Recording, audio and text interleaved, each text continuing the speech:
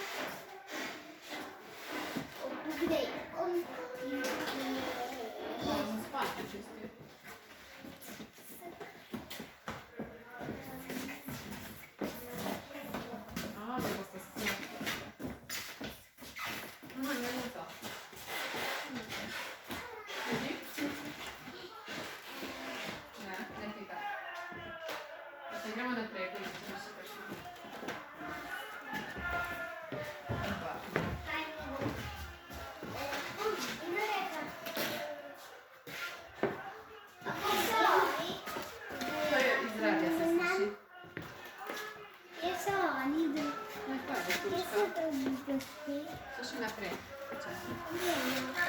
A, ste videli srca?